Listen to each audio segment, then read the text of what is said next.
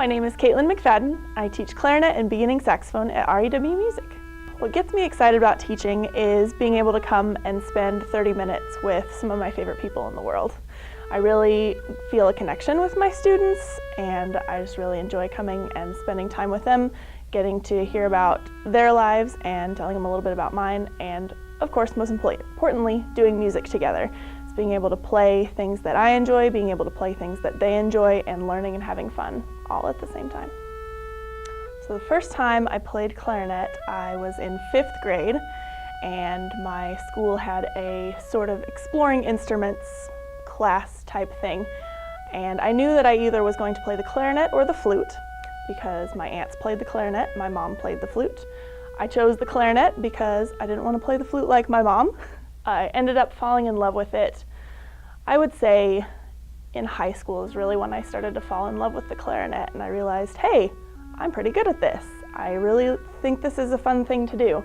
From there I went on to major in music and just continued to love doing the clarinet, and now I'm very glad that I'm able to pass that love for music on to my students.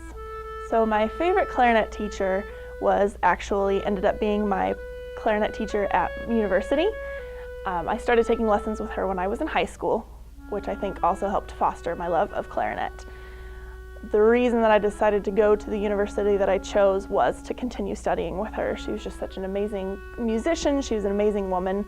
We ended up bonding not just over music and clarinet, but over life. And she was just there for me whenever if I needed an adult that wasn't my mom that I could talk to. I just felt like she was always there for me, and that is something that I try to provide for my students because I know how meaningful that was for me.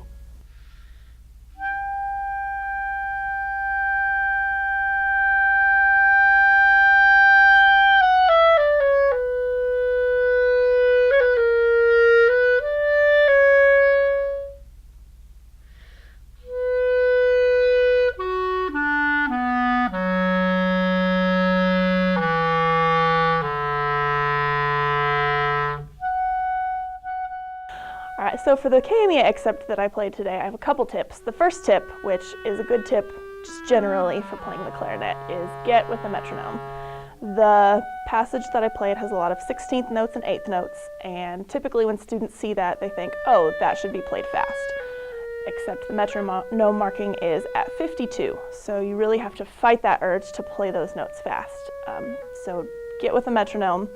Make it play 8th notes, so it's not just one slow beat, but really get the 8th notes on your metronome so that it will help you subdivide, particularly with the longer notes. The first note of the piece is 5 beats long, and instead of just thinking 1, 2, 3, 4, 5, you want to think 1 and 2 and 3 and so on, so that you make sure to hold that note exactly the length that it needs to be held. Since the music is slower, little details like that are much more obvious and magnified, so you really want to make sure to stick to what is written in the music. My other big tip that I would say for this passage is really pay attention to those dynamic markings. There are a lot of them. It goes from forte to piano within the span of 1 or 2 measures. There's lots of crescendos, decrescendos, so really pay attention to those and exaggerate them, make a big deal about them, because that will help to just really put a lot more emotion and feeling into the piece.